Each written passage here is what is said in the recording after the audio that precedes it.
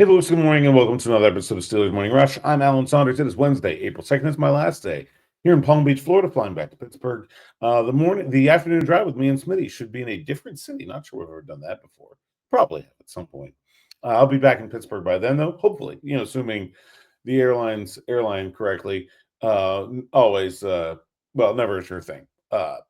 So I want to talk today about some business of football stuff. Not something we like necessarily talk a lot about on this channel, but something I think is pertinent as we're here at the owners' meetings. And there's been some news coming out over the last couple of days about some of these things. And I just want to talk about how it affects the Steelers fans and the Pittsburgh Steelers. And that is the way that the TV works for games and the flex works for games. So one of the rule changes that was enacted this week was that the flex from to move a game to Thursday Night Football is now down to 3 weeks. It had been 4 weeks. So it used to be you have to give 4 weeks notice to flex a game to Thursday night. Now it's only 3 weeks. The idea is for Amazon to be able to flex more games to Thursday Night Football. Amazon, of course, in conjunction with the league. Since they instituted flexible Thursday night games 2 years ago, just one game got flexed. They want more of that. They also announced this week that there will be 3 games on Christmas this year. I think we had kind of assumed that was coming because Christmas falls on a Thursday. So you have the regular Amazon Thursday Night Football game, and you will also have 2 games for Netflix on that day, just like we did last year when the Steelers were participating. I expect we're also going to have a Black Friday game again, as we did last year. It wouldn't surprise me to see if the league continues to expand this menu of non-traditional window standalone games. Oh, another one is Europe, right? All these games that are being played in Europe, both the games in Germany, the game in Spain, and the game in Ireland, are 9 a.m. Eastern kickoffs. The Steelers will be a morning kickoff in Pittsburgh, and that's so there's one game on, right? The whole idea of expanding the schedule in different directions is about trying to get more games where there's nothing else on to maximize the broadcast revenue and to find these other areas, these little soft spots in the rights deals that they can take some games away from CBS and Fox and sell them to people like Netflix and Amazon and maybe YouTube. And because they have now a deal with NFL Sunday Ticket, it would not surprise me at all to see YouTube get an exclusive game. We've seen NBC put a game on Peacock. Wouldn't surprise me at all if CBS decides to put one on Paramount Plus at some point. And the reason the NFL wants to do this is because what it really wants to do is reopen its entire broadcast rights, but it can't do that yet. And so this is just a way for the league to continue to add revenue because it feels that its broadcast rights are being undervalued.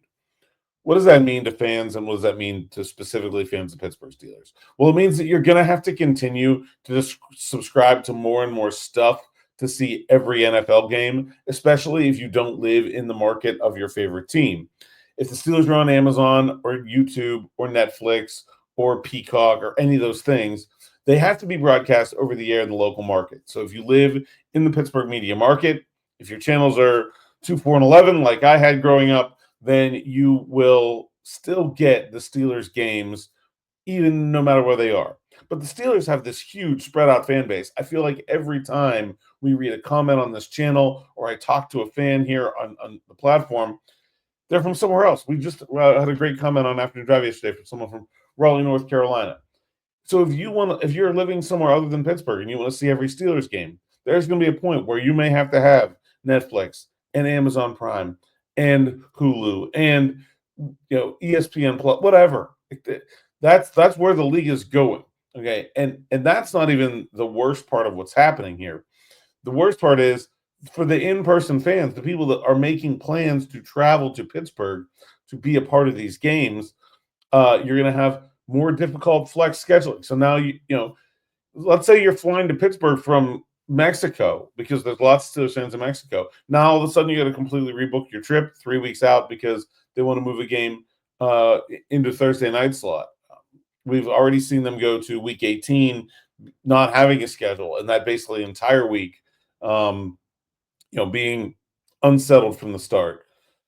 All of this is about devaluing the experience for the in-person fan as opposed to chasing the larger TV audience. That's the whole point of playing overseas in the first place. Obviously, they know. I mean, look, a lot of Steelers fans are going to go to Ireland this year, I'm sure, but it'd be a lot more efficient for the NFL to sell tickets to the Steelers fans in Pittsburgh than it is to sell them in Dublin. Yeah, it's about growing the game internationally, but it's also about the TV market, right? And opening up new TV markets. So if they play one game in Ireland now, maybe 100,000 people will watch in Ireland every week that weren't going to watch before. There aren't 100,000 more people in Pittsburgh to watch the Steelers. We all already do.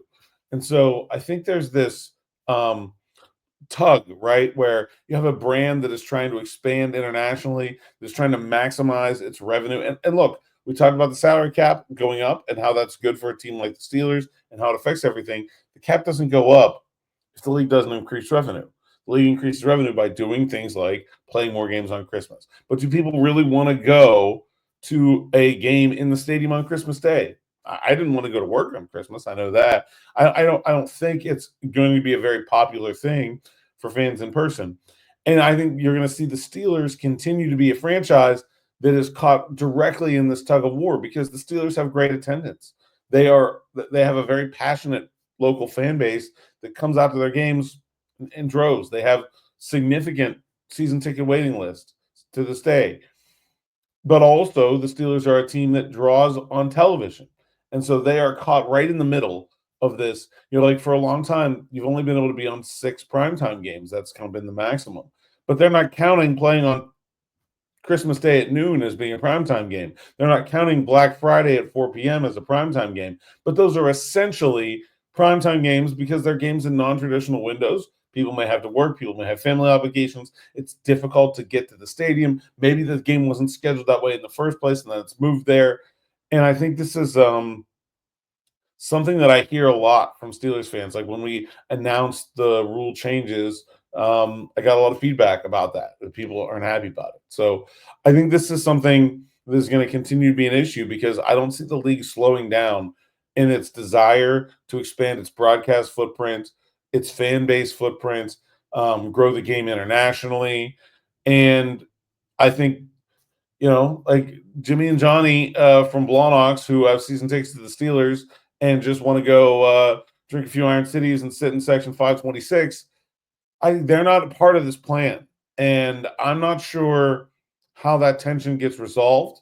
But I don't think it's going to go well for the fans. And I don't really think there's anything the fans can do about it other than put their faith in the Steelers ownership and the ownerships of similar teams than the Steelers to try to be a firewall against this sort of disdain for the in-person fan that is being shown by the league. I think we've seen Art Rooney do that. He and John Mara from the Giants were two of the ones that were staunchly against the idea of flexing games to Thursday night in the first place 2 years ago.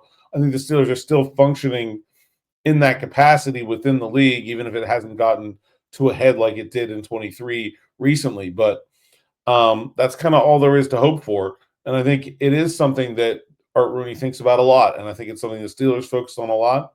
They're not excited about this like you guys. They're not going to say it all the time, but they're not any more excited about these changes than you guys are. And in a lot of ways, they, like you all, are along for the ride. That's all I got from owners' meetings. Thanks so much for listening and watching for the last couple days.